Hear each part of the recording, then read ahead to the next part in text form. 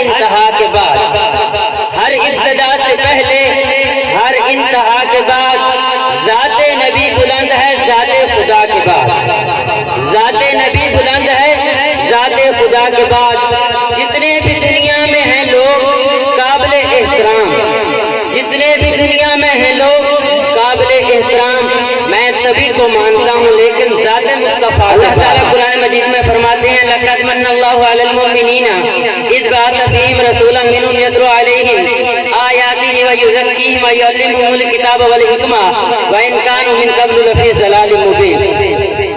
اس کا ترجمہ یہ ہے کہ اللہ تعالیٰ فرماتے ہیں میں نے مومنوں پر احسان کیا ہے۔ کس چیز کا احسان؟ انہی میں سے ان پر ایک نبی بھیجا، وہ ان پر آیتیں پڑھ پڑھ کے سناتا ہے اور انہیں کتاب و حکمت سکھاتا ہے، وہ اس سے پہلے گمراہی میں تھے۔